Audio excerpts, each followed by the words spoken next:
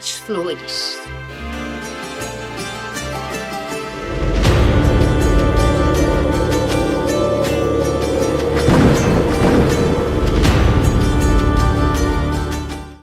Eram elas que exerciam um tremendo fascínio, uma tremenda atração sobre a menina Jandira, desde que ela era pequenininha. A mãe carregava ela assim, levava no jardim, e ela ficava super excitada olhando as flores e pedia para chegar perto, estendia as mãozinhas e, em vez de fazer como qualquer criança pequenininha faria, agarrar a flor ou arrancar ou bater na flor, não, ela acariciava a flor como uma coisa muito delicada, com carinho, com amor assim, difícil de explicar. E assim ela cresceu, fascinada pelas flores. Quando ela era adolescente, ela descobriu as flores de tecido, começou a usar nas roupas, nos cabelos, nos cadernos, nas bolsas. Flores, flores, flores, sempre. E começou também a encher a casa de vasos com plantas que davam flores para todas as estações do ano, né? Para o ano inteiro, flores do ano inteiro, como a flor de cera, os hibiscos. Se bem que os hibiscos floresciam mais no verão.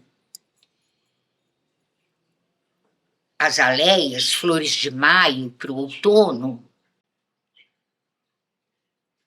Para o verão, as rosas. Amores perfeitos para o inverno. Lírios e dálias no verão. E as orquídeas, cada uma que florescia num mês diferente, né? A orquídea floresce uma vez por ano, mas as suas flores duram meses. Então, a casa dos pais da Jandira era um jardim todo florido e perfumado. Quando a Jandira tinha 18 anos, ela se apaixonou pelo Carlos. E a primeira vez que ela levou o Carlos à casa dela, dos pais dela, ele ficou assustado. O que era aquilo? Uma casa cheia de plantas que davam flores, aquele perfume no ar, aquilo tão diferente. Para o Carlos, as flores eram coisa de floricultura, de canteiro de jardim. Ele nunca pensara naquilo. Mas quando eles se casaram, a Jandira e o Carlos, ela o fez com a seguinte condição: eu quero morar numa casa ou num apartamento que me permita ter todas as minhas flores, todos os meus vasos com as minhas plantas que dão flor. Foi um horror, né? Imagina, andaram São Paulo inteiro atrás de um apartamento que eles pudessem pagar e que reunisse as condições necessárias para que se cultivasse aqueles vasos todos de flor. E essas condições, o que eram? Basicamente, luz.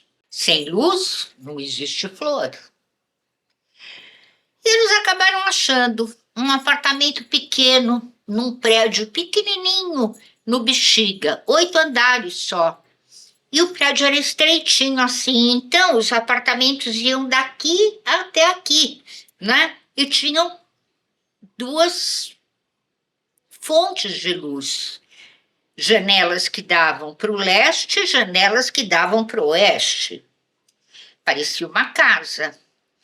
E era o ideal para cultivar as flores da Jandira. E assim eles foram vivendo entre as flores. Aí a Jandira ficou grávida. E justo na hora em que ela ficou grávida, o Carlos perdeu o emprego. O Carlos era operador de áudio numa rádio e a Jandira era secretária numa escola de karatê.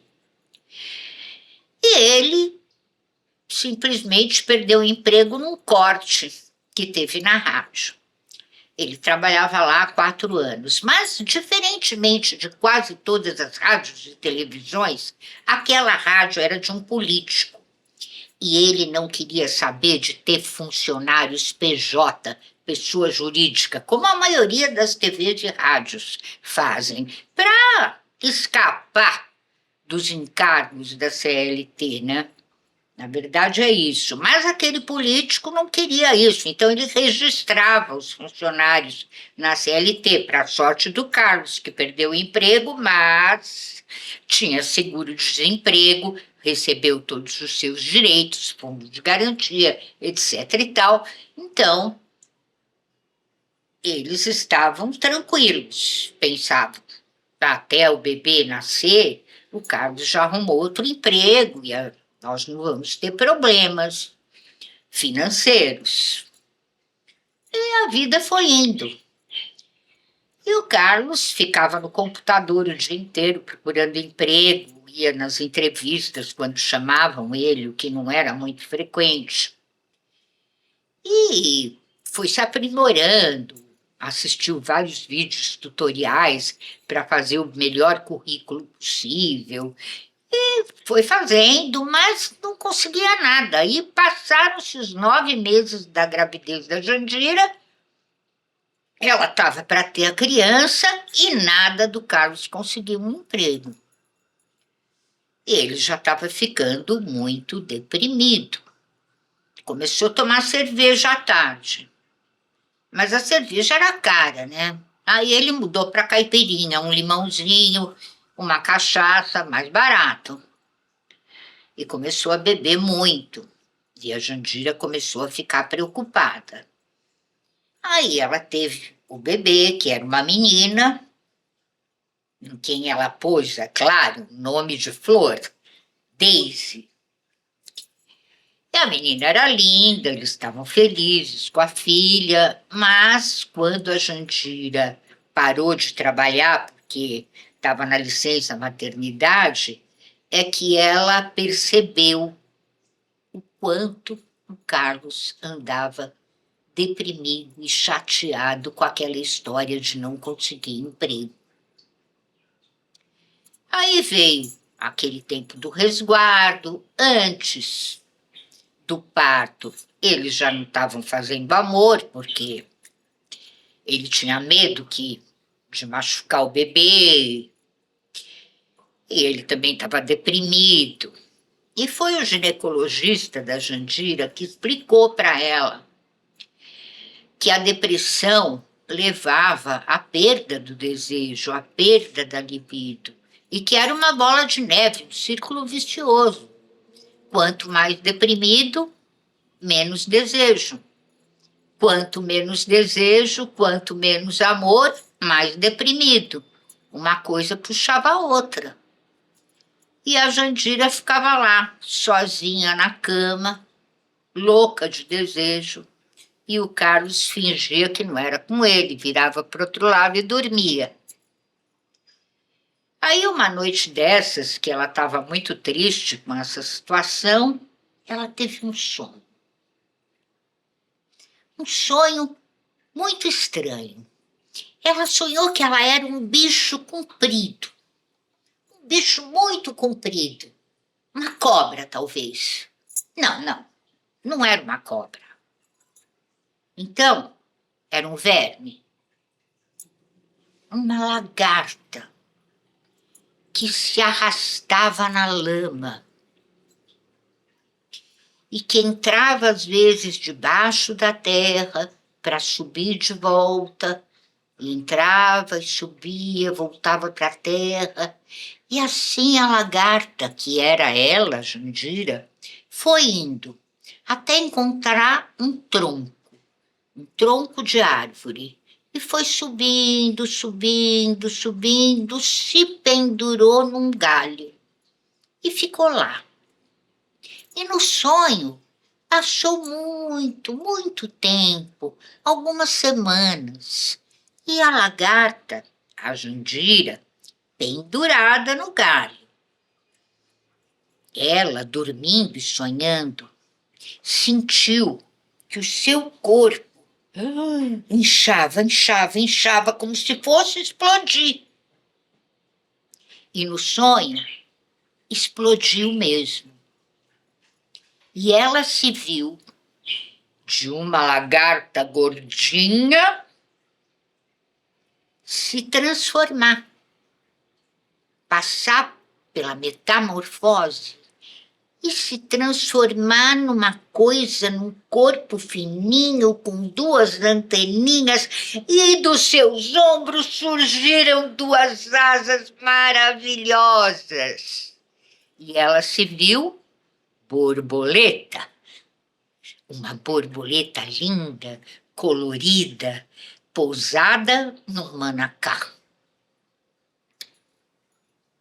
Acordou. Acordou pensando muito naquele sonho. Para sair da lama, para criar asas, era preciso agir, era preciso escalar o tronco da dificuldade. Deu de mamar para Daisy, foi preparar o café. O Carlos acordou, foi para a cozinha tomar café com ela. Ela disse: Carlos, você fica o dia inteiro aí nesse computador? Você sabe montar uma loja virtual? Ele falou: claro, claro que eu sei. Por que você está perguntando isso? Porque eu quero montar uma loja virtual para nós. E ele: mas para vender o quê? Vender flores, vender mudas de plantas, vasos, flores, vender flores.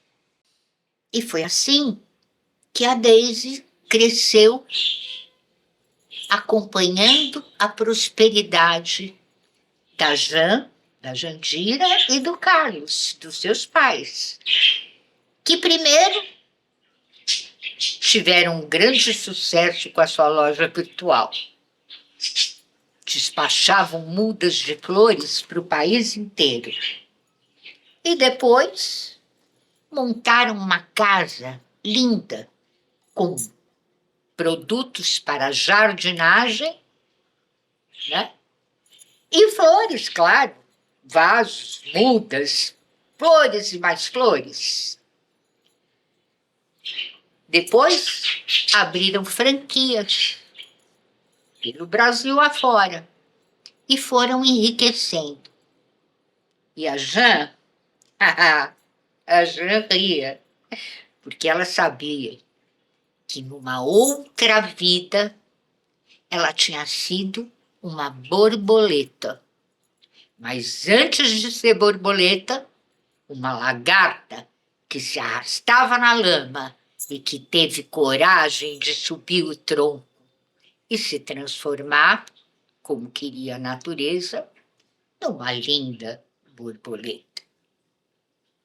Esse é o seu programa As Bruxas, todas as terças-feiras, às 8 da noite, aqui na sua TV Paradise. E eu sou Isabel Fontes Vasconcelos Caetano. Sou escritora, graças a Deus, 24 livros publicados. Estou sempre aqui com você, te contando alguma história de alguma bruxa poderosa. Então, gente, um bacio do Felipe e até a próxima.